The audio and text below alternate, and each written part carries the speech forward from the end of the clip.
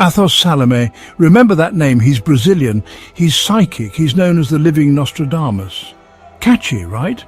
Well, he's been making headlines. Why? He predicted the recent Microsoft outage. That's right, the one that made your Zoom meeting freeze. Salome is known for his prophecies. They're usually about technology going haywire and the world falling apart. Sounds fun, doesn't it?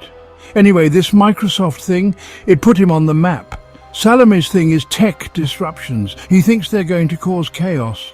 And he says the world is way too reliant on technology. We're talking vulnerable people. He sees the Microsoft outage as a sign of bigger disruptions to come. Think about it. No internet, no communication, just chaos. So, what do people think about all this? Some think he's full of it. Others, they're buying emergency generators. Who's right? Who knows? But one thing's for sure, Salome's got us thinking. He's made us realize how much we depend on technology and how easily it can all go away. Salome doesn't just predict outages, he warns about cyber warfare. He says it could be a major threat. We're talking global tech blackout, folks. Imagine an electromagnetic pulse, EMP attack. Everything shuts down. No more lights, no more internet. This is Salome's 3-day darkness prophecy. Not exactly a picnic. Where does this cyber warfare come from? Salome says it's tensions between nations, specifically the fight over artificial intelligence, AI. Countries want to control AI and they might use cyber attacks to get ahead. The 3-day darkness is a warning about technology going too far and a lack of cooperation. This isn't just some crazy idea. Cyber warfare is a real concern. Think about it. Technology is everywhere, our infrastructure, our daily lives. A cyber attack could cripple us. Salome's 3-day darkness prophecy is a wake-up call. We need to take cybersecurity seriously, and we need to be prepared. Move over, living Nostradamus. There's a new prophet in town. Meet Kushal Kumar. He's Indian. He's an astrologer, and he's been dubbed the new Nostradamus. Kumar's claim to fame? Predicting World War III, not exactly uplifting stuff. He uses Vedic astrology to make his predictions, and he initially said the big one would start on June 18th, 2024.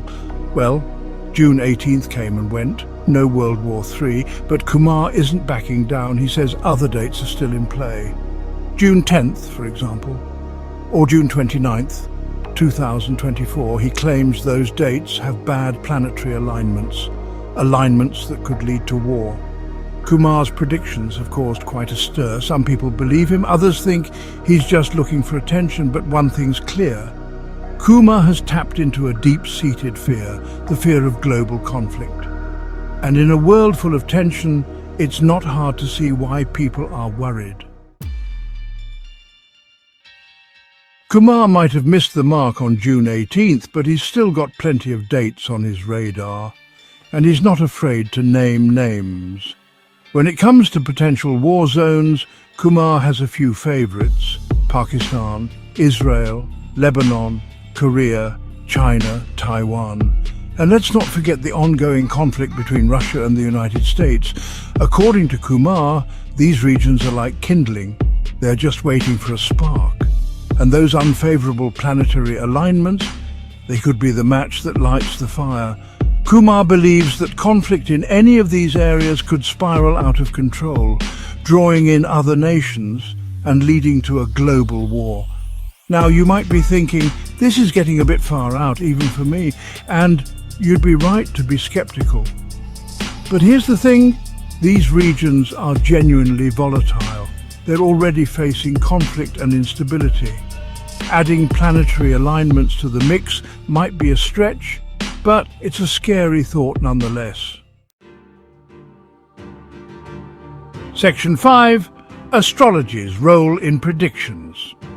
Let's talk about astrology. Salome and Kumar swear by it. They believe that the planets influence events on Earth, everything from human behavior to global pandemics, apparently. Not everyone buys into this, but it's the foundation of their predictions. Salome's a bit of a wild card. He mixes Western and esoteric astrology.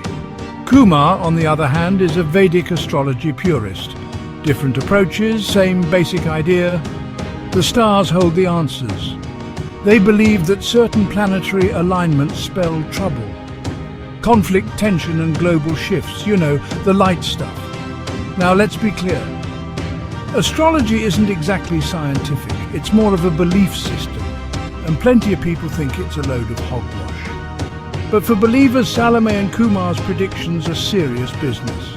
They see them as warnings, and they're paying attention. Section 6. Skepticism and reality. A delicate balance. Not everyone's on board with the whole prophecy thing. Shocking, I know. Some people think Salome and Kumar are full of it. And they have a point. Their predictions can be vague, open to interpretation. And let's not forget all those past predictions that never came true. But even skeptics have to admit, the world's a mess right now. We're talking political instability, economic uncertainty, climate change, nuclear threats. It's a recipe for disaster. Conflict could erupt at any moment. No planetary alignments needed. So where does that leave us? It's a balancing act. We need to be aware of the very real problems facing the world, but we can't let fear and speculation consume us. It's about staying informed, thinking critically, and maybe keeping a go-bag handy just in case. Section 7. Alarming warnings, NATO and the doomsday clock. It's not just self-proclaimed prophets who are worried. Organizations like NATO and the Bulletin of the Atomic Scientists are sounding the alarm too, and their track records are a bit more, shall we say, credible. NATO's concerned about Russia. They say a major conflict could erupt within the next 2 decades. Russia's military actions and aggressive stance have them worried. Then there's the doomsday clock. It's a symbolic clock that shows how close we are to global catastrophe. The closer it is to midnight, the worse things are. Ready for the bad news? It's currently at 90 seconds to midnight, the closest it's ever been. Nuclear war, climate change, pandemics, they're all contributing to the sense of impending doom. So yeah, things aren't exactly peachy. These warnings, combined with Salome and Kumar's predictions, are enough to make anyone nervous. We're not saying it's the end of the world as we know it, but it's definitely a wake-up call. Section 8. The importance of preparedness. Look, I'm not saying you need to build a bunker, but a little preparedness never hurt anyone. We're talking basic stuff. Have a plan. Know what you'll do in an emergency. Have a go-bag ready. It should have essentials like food, water, first aid supplies, and a way to stay informed. Think about your finances. Having some cash on hand is always a good idea, especially if the ATMs go down. And consider learning some basic survival skills. You never know when knowing how to build a fire or purify water might come in handy. Being prepared isn't about panicking, it's about being practical. It's about taking control of the things you can control, because when things go south, you'll be glad you did. Section 9, International Cooperation a Necessity. Here's the thing, we're all in this together. Global problems require global solutions. We need countries to work together to address shared threats, climate change, nuclear proliferation, cyber warfare. These aren't issues that one country can solve alone. We need dialogue, diplomacy, cooperation. We need to build bridges, not walls. International cooperation isn't just a feel-good idea, it's essential for our survival. We need to put aside our differences and focus on what unites us, because if we don't, we're all doomed. Section 10, Conclusion, Navigating an Uncertain Future. So, where do we go from here? The future is uncertain, there's no getting around that, we face serious challenges. And the possibility of conflict is always present, but it's not all doom and gloom. We have the power to shape our destiny. We can choose to be informed, to be prepared, to demand better from our leaders, to work together to create a safer, more peaceful world. It won't be easy, but it's essential. The stakes are too high to ignore. So, let's choose hope over fear. Let's choose action over apathy. Let's choose to build a better future together.